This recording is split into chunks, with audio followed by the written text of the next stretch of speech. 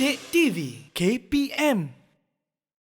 Okey, ini dah segmen terakhir, segmen 4. Baiklah. Kita akan belajar dalam segmen ini ialah bagaimana tumbuhan semula jadi ini memberi keseimbangan terhadap ekosistem. Okey, apa kepentingannya tumbuhan semula jadi dan hidupan liar? Okey. Okey, dah ready? Sedia, cikgu? Okey. Okey, kita tengok ilustrasi gambar ni ya. Lukisan ni. Okey, dalam buku teks pun ada. Okey, kita belajar dulu apa maksud ekosistem. Okey. Ekosistem ialah interaksi hubung kait antara biotik dan abiotik. Apa dia biotik? Ya, apa dia, Apa cikgu? dia biotik? Biotik ialah benda hidup. Benda Okey, hidup. dalam ilustrasi ni, benda hidup haiwan. Okey. Pokok benda hidup. Burung helang. Burung helang. Okey. Okey. Itu benda hidup. Jadi kita panggil biotik. Okey. Biotik. Abiotik pula tanah, air. Kalau ada air kat sini lah kan. Okey, udara. Ni nampak ada cahaya matahari. Okey, ada cahaya matahari. So itu ialah abiotik. Benda bukan hidup. Faham, cikgu? Tapi dia memerlukan antara satu sama lain.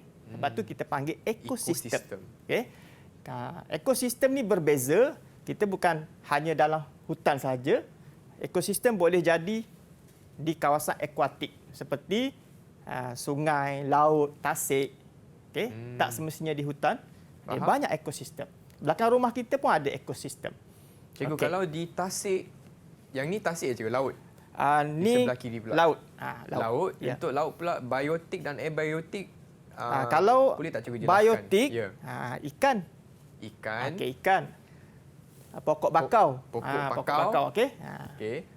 Burung. Mungkin ada lagi yang kita tak nampak kan? Ya. Penyu ke? Faham? Mungkin ada kuda laut ke? Ya, ya, banyak ya. dalam laut tu. Dan Okey. abiotik pula, air lah, cikgu. Biotik pula. Biotik ialah air, Air. cahaya matahari. Okey. Tanah ada Tanah. dalam tu, dalam dasar laut tu ada tanah pasir kan? Okey, Itu faham. biotik. Okey. Okey. Seterusnya, macam mana keseimbangan ekosistem? Keseimbangan ekosistem hutan penting untuk memelihara, melindungi, mengekalkan sumber tumbuh-tumbuhan semula jadi dan hidupan liar. Perlu seimbang. Kalau abiotik tak ada, hanya ada biotik saja pun tak seimbang. Perlu ada kedua-dua sebagai pelengkap. Okey, itu baru kita panggil keseimbangan ekosistem. Faham? Okey, ekosistem hutan membantu dalam peningkatan kualiti udara. Kita nak tengok kualiti udara kita ni bersih, nyaman, mesti ada hutan yang banyak. Kalau hutan dah musnah, dah rosak, kualiti udara kita pun terjejas. Okey, sedihlah kan. Sedih, cikgu. Satu hari nanti mungkin kita akan merasa tak cukup oksigen dan sebagainya. Kita tak nak macam tu. Okey. Jadi kita kena kekalkan keseimbangan ekosistem. Okey, sebab dalam tumbuhan semula jadi, dia mengeluarkan gas oksigen. Dia menyerap karbon dioksida, okey, dan ada wap air sekali. Termasuklah nitrogen di dalam udara. Okey, tumbuhan berfungsi sebagai sumber makanan. Sumber makanan, okey. Haiwan perlukan makanan daripada pokok, daripada haiwan lain, sebagai membekalkan tenaga untuk dia hidup. Okey. Tumbuhan juga dapat menyederhanakan suhu. Kalau ada pokok, kita duduk bawah pokok dengan kita duduk di kawasan lapang, Ya. mana lebih panas? Kawasan lapang, cikgu. Kawasan lapang panas. Ya. Sebab tak ada wap air. Bawah pokok tu dia ada daun hijau, ada wap air, kan ada Patutlah oksigen. Patutlah, cikgu, bila kita masuk hutan, Hutan, bila rasa lebih sejuk, cikgu. sejuk, nyaman je kan? Nyaman, betul. Ada bunyi-bunyi kicauan Ya. burung. Ya. Okey. Seronok. Baik, seterusnya. Okey, kita tengok apa kepentingan tumbuhan semula jadi dan hidupan liar ni terhadap ekosistem. Okey, ada banyak ni. Ini ekosistem tadi. Kalau masih ingat biotik, abiotik dan sebagainya ni. Ya. Okey. Saya senaraikan dulu kawasan tadahan. Dia boleh jadi sebagai kawasan tadahan. Sebagai sumber nutrien. Okey. Sebagai habitat flora fauna. Okey. Habitat orang hutan, habitat memerang. Okey. Sebagai sumber makanan. Okey, sumber makanan kepada haiwan yang ada di sinilah. Faham. Okey. Menyederhanakan suhu. Okey, kita boleh rendahkan suhu. Kalau biasanya dalam hutan suhu dia lebih rendah, lebih sejuk kan. Ya. Okey, dia boleh sederhanakan suhu dan mengawal hakisan. Okey, kawasan tanah tinggi bila ada akar pokok dia boleh kawal hakisan, juga tanah runtuh Menghilangkan kurang tanah berlaku, runtuh. tak berlaku. Cikgu, Okey. kawasan tadahannya maksud apa, cikgu? Okey, kawasan tadahan ada Ya. slide sebenarnya seterusnya Oh, ni kita ada. tengok ya. Okey, Lepas ni kita pergi slide yang tu dulu sebab Okey. Chris dah tanya. Okey, kawasan tadahan maksudnya kawasan ni dia boleh simpan air. Okey, ada kat sini sebagai span. Akar pokok dia ada akar bertindak sebagai span untuk menyimpan air hujan. Okey.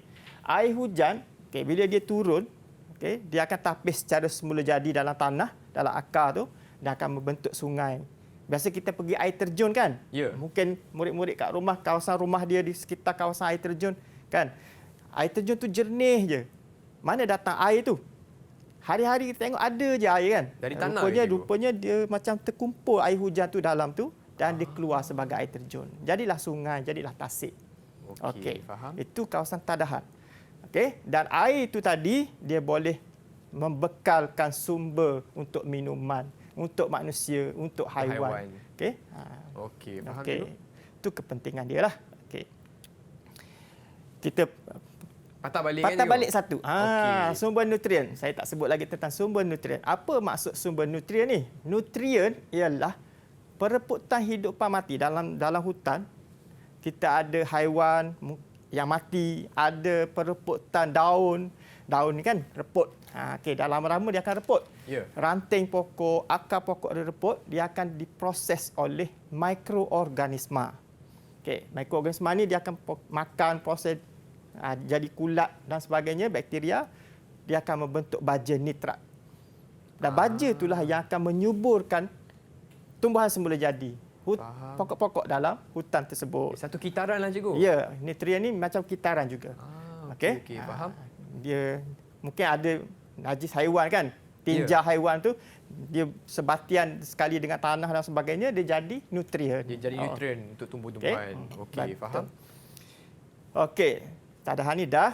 Okey. Hutan sebagai habitat flora dan fauna. Apa maksud habitat? Okey, habitat ialah tempat perlindungan. Kalau kita rumah kan. Kalau haiwan, hutanlah. Okey, tempat dia membiak, tempat dia mencari makanan, itu habitat. Kalau kita musnahkan, maksudnya dia akan jadi rumah dia rosak. Okey. Apa yang akan terjadi, cikgu, kalau Haiwan pun tak ada, kita pun mungkin satu hari tak ada lah. Kan? faham. Okey. Balik ke kita juga. Okey. Seterusnya terdapat pelbagai spesies flora di hutan hujan tropika. Ada contohnya paku pakis, periuk kera, ataupun fauna, tape, gajah atau burung. Okey, terdapat juga hidupan akuatik. Hidupan akuatik ni seperti ikan, ketam dalam air lah. Akuatik tu air. hutan paya bakau? Di hutan paya bakau. Okey. Okey, itu contoh burung lah. Okey. Oh, Okey, saya nak tanya lagi. okey. Ni soalan ni seterusnya ni. Okey, jelaskan ataupun terangkan mengapa tumbuhan semula jadi kita yang ada ni perlu dipelihara, perlu dikekalkan.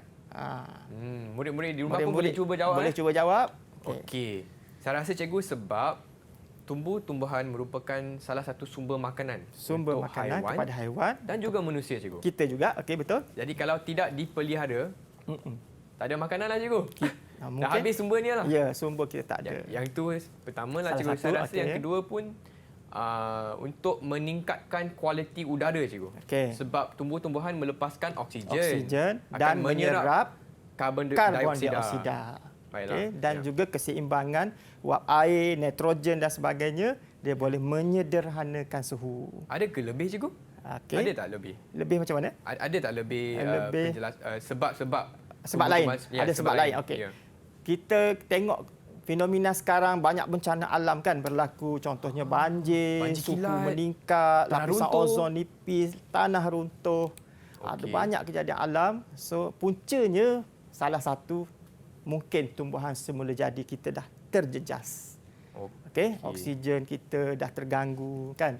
Mungkinlah puncanya di situ juga. Sebab okey. Adakah sebab tiada akar di dalam Kalau tanah? tiada akar mungkin jadi tanah runtuh. Tanah runtuh. Kalau tiada daun mungkin jadi kurang oksigen. Dia ada kaitan. Okey, antara pokok, akar dan sebagainya itu dia ada kaitan. Okey, Okey, baiklah, faham okey. cikgu. Saya sertakan juga jawapan penuh. Okey, kita boleh, tengok. cikgu. Murid boleh jawab macam inilah kalau soalan dalam SPM biasanya perlukan jawapan yang ada fakta huraian contoh. Okey. Okey, contoh saya bagi contoh jawapan kat sini. Tumbuhan semula jadi merupakan habitat kepada pelbagai spesies hidupan liar seperti bagi contoh gajah atau harimau yang dah diancam kepupusan. Tumbuhan juga membekalkan sumber makanan yang memberi tenaga kepada hidupan liar seperti burung dan monyet. Okey.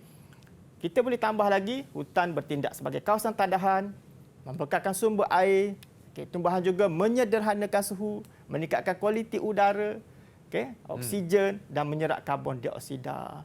Semua tu sebenarnya kita dah tahu, kita dah belajar dan hari ini kita tambah lagi pengetahuan kita. Okey. Faham cikgu. Jadi ini contoh jawapan.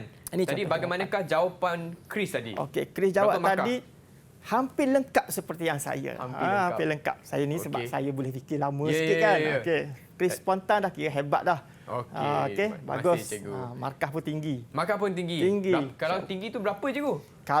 Kalau ini contoh, kalau ini saya nak bagi 8, saya boleh bagi Chris 7/8. 7/8. Okey. Wow, boleh dapat. Makin Tahniah, cemerlang tahniah. lah cikgu. Baik. Okey, boleh tak cikgu kongsi sikit rumusan tentang Baik. pembelajaran hari ini cikgu? Okey, hari ini Silakan. kita dah belajar ada 4 perkara. Okey. Okey, yang pertama kita belajar tadi ialah jenis-jenis tumbuh-tumbuhan semula jadi dan hidupan liar. Ya, Yang ada kedua, hutan, ada hutan, jenis-jenis hutan, padang rumput, jenis hutan, padang rumput dan padang juga rumput dan pokok renek. Pokok renek. Okey. Yang kedua kita belajar tadi ialah ciri-ciri hutan mengikut zon iklim. Ciri-ciri hutan ikut Ciri-ciri zon iklim. tumbuhan semula jadi. Okey. Bukan, hidupan liar. Hidupan Ciri-ciri liar yang ni, cikgu? hidupan liar. Ya, ada Okey, atas meja faham. tu. Ikut zon iklim. Okey. Yang ketiga kita belajar juga tadi ialah perbezaan antara hutan hujan tropika dan hutan monsun tropika. Baiklah. Okey, dan terakhir kita belajar apa kepentingan tumbuh-tumbuhan semula jadi dan hidupan liar terhadap ekosistem. Okey. Keseimbangan ekosistem. Faham cikgu. Okey. Dan cikgu, saya ingin tanya cikgu juga bagaimanakah prestasi Chris dan juga rakan-rakan di rumah pada hari ini cikgu? Okey. Chris, murid-murid di rumah, hari ini objektif kita tercapai. Soalan yang saya tanya Chris, semua Chris dapat jawab dengan baik. Okey, saya harap dekat rumah pelajar dah catat banyak perkara dan sama macam yang Chris dah jawab tadi, apa soalan yang cikgu bagi. Okey. Ya. Tahniah sekali Terima lagi. kasih cikgu. Okey. Okey, dan bagaimana kami boleh dapat bahan latihan untuk topik hari ini cikgu? Okey. Daripada buku teks boleh, Okey, buku sumberku teks. boleh. Tingkatan 5 kan? Buku teks buku teks tingkatan 5, Okey. buku teks tu saya yang buat buku teks tu. cikgu yang Rahsia, buat? bagi tahu Ui, rahsia sikit. hebatnya. Okey. Okey. Dan sumberku boleh dapatkan di internet dan sebagainya lah. Didik TV KPM